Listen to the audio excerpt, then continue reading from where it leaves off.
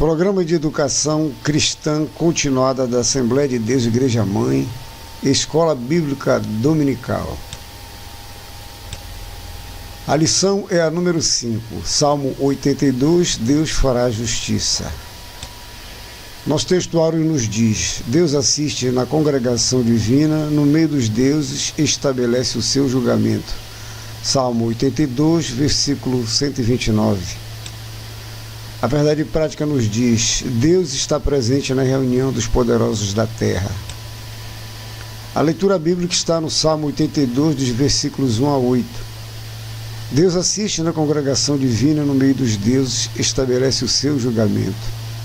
Até quando julgareis injustamente, tomareis partida pela causa dos ímpios? Fazer justiça ao fraco e ao órfão, proceder retamente para com o aflito e o desamparado. Socorrei o fraco e o necessitado, tirai-os das mãos dos ímpios, eles nada sabem nem entendem. Vagueiam em trevas, vacilam todos os fundamentos da terra. Eu disse: sois deuses, sois todos filhos do Altíssimo. Todavia, como homens morrereis, e como qualquer dos príncipes haveis de sucumbir. Levante-te, ó Deus, julga a terra, pois a ti compete a herança de todas as nações. A nossa introdução diz: hoje o saltério está aberto no hino 82. Asaf, o festejado músico de Israel, comparece diante da orquestra do templo para reger uma de suas composições mais preciosas. Prepare seu coração para receber a palavra ministrada por um levita consagrado a Deus, músico e profeta do Altíssimo. Primeira parte, aspectos gerais. 1. Autor, título e data. O título em itálico do Salmo 82 indica: Salmo de Asaf. Asaf foi um importante músico da tribo dos levitas que serviu no período dos reis Davi e Salomão. Asaf está presente no cortejo de Davi, que levou a arca para Jerusalém, e aparece também quando Salomão transporta a mesma arca para o templo. Ele tocava símbolos de bronze, que são pratos, dirigia e ensinava música. Asaf também era profeta. Os filhos de Asaf igualmente foram músicos e profetas.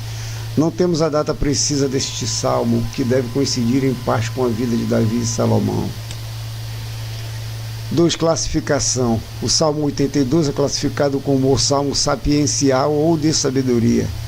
É didático porque ensina o correto procedimento daqueles que estão investidos de autoridade e, por extensão, ensina preceitos de equidade e justiça a todos nós.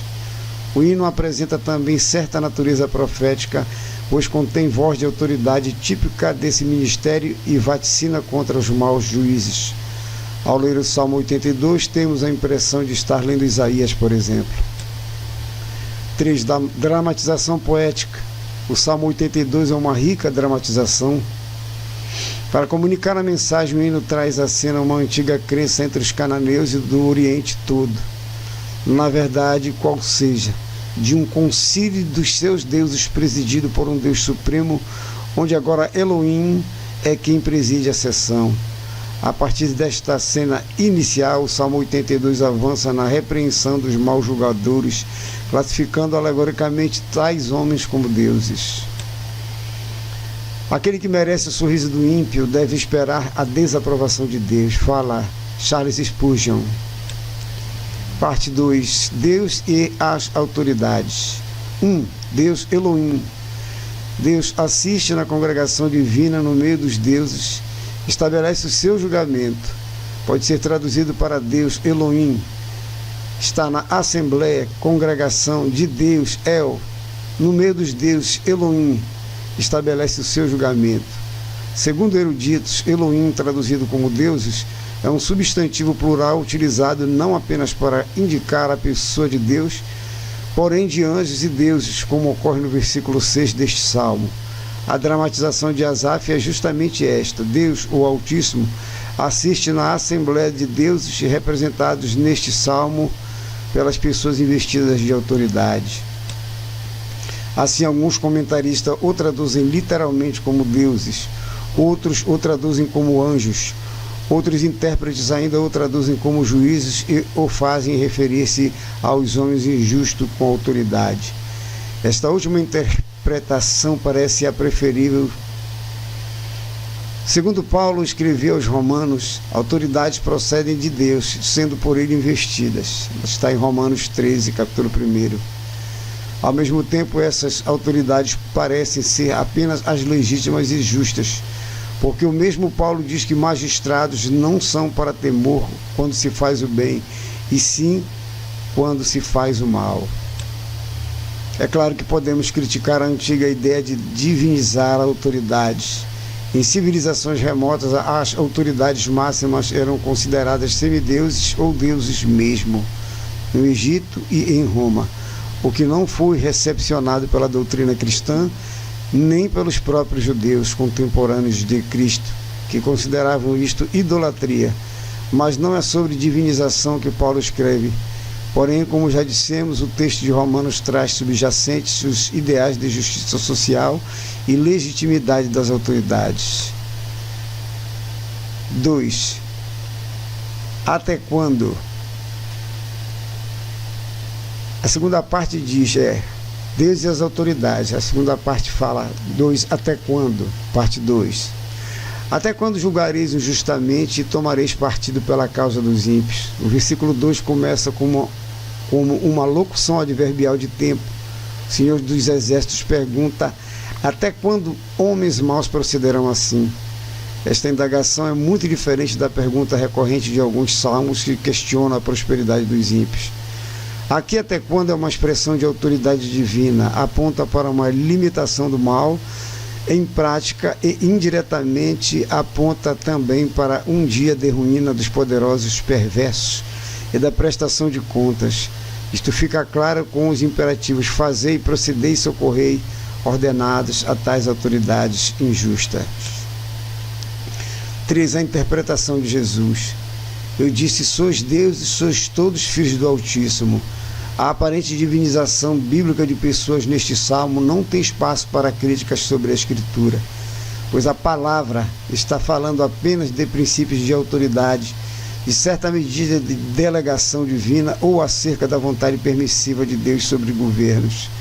Jesus disse a Pilatos que nenhum poder ele teria sobre o Filho de Deus se o do céu não lhe fosse concedido, e nessa mesma palavra apontou a culpa de autoridades religiosas que lhe entregaram ao governador da Judéia. Pedro e demais apóstolos não reconheceram também as autoridades religiosas que se opunham à pregação do Evangelho, afirmando, importa obedecer a Deus do que aos homens. Está em Atos, no capítulo 5, no versículo 29. Claramente opera aqui uma relativização dessa delegação divina quando os princípios de justiça e equidade são quebrantados.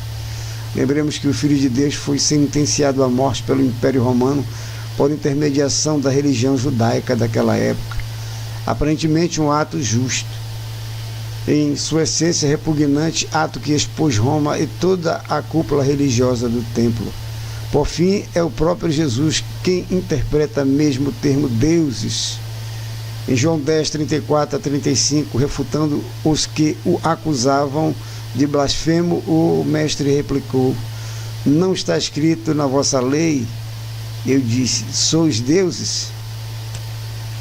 Se ele chamou deuses aqueles a quem foi dirigida a palavra de Deus e a Escritura não pode falhar, claramente Jesus interpreta deuses como sendo pessoas a quem foi dirigida a palavra de Deus, isto é, juízes, governantes, administradores públicos, etc.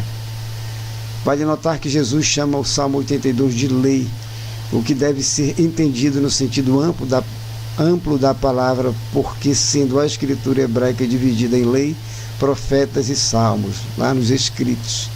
Resumidamente, todo o conjunto pode ser chamado de lei.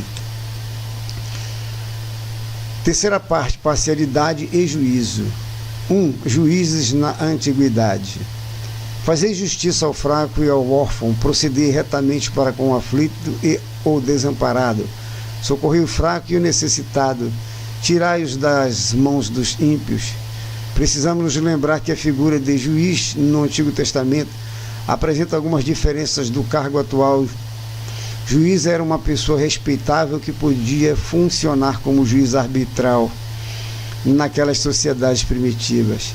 Eles assentavam-se às portas das cidades ou das praças e podiam decidir questões do cotidiano. Jó parece ter sido um juiz. O Novo Testamento apresenta a figura desse antigo juiz em Lucas 18, de 1 a 5. Hoje temos um sistema judiciário constituído com juízes nomeados publicamente. Entretanto, o brocardo cada cabeça a uma sentença ainda resiste, apesar do excelente trabalho dos órgãos de controle da magistratura, a exemplo do CNJ, Conselho Nacional de Justiça. 2. Juízes injustos. Eu disse, sois deuses, sois todos filhos do Altíssimo. Na parábola de Jesus em Lucas 18, o juiz iníquo arrasou consigo. Eu não temo a Deus, nem de respeito a homem algum. É exatamente assim até nos dias de hoje. Atos injustos estão na base do comportamento de muitas autoridades. Julgamentos parciais defendem os ímpios e mantêm inocentes reféns destes. Fraco, órfão, aflito, desamparado e necessitado. Adjetivos deste salmo são vítimas de maus agentes públicos no Brasil. Deus está contemplando cada autoridade constituída, todos os filhos do Altíssimo, entre aspas, que receberam permissão do Senhor para em nome dele socorrer os mais vulneráveis da sociedade, devem saber que Deus está presente nessa assembleia de deuses presidindo cada dia. 3. O julgamento final. Todavia, como homens morrereis, e como qualquer dos príncipes haveis de sucumbir. Levanta-te, ó Deus, julga a terra, pois a ti compete a herança de todas as nações. O juiz de Deus Altíssimo está anunciado no versículo 7 deste salmo. Apartai-vos de mim, malditos, para o fogo eterno, preparado para o diabo e seus anjos. Está lá em Mateus, no capítulo 25, versículo 41. Será a sentença final.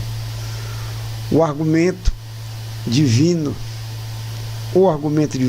porque tive fome e não me deste de comer, tive sede e não me deste de beber, sendo forasteiro não me hospedaste, estando nu não me vestiste, achando-me enfermo e preso não fostes me ver. Mateus 25, 43. Aquele que investiu homens de autoridade e ensinou a todos nós o mandamento do amor, argumentará. Então lhe responderá, em verdade vos digo que, sempre que eu deixaste de fazer a um destes mais pequeninos, a mim o deixaste de fazer. Está em Mateus 25, versículo 45. O salmo termina com um apelo a Deus para que complete sua obra de juiz soberano de todas as nações. Ele deve tomar posse, como também proferir a sentença, para que a verdadeira justiça prevaleça. A nossa aplicação pessoal nos diz: Deus não está inerte em relação aos abusos e iniquidades perpetradas por aqueles a quem investiu de autoridade. Podemos confiar que Deus fará a justiça. Bendito seja o nome do Senhor.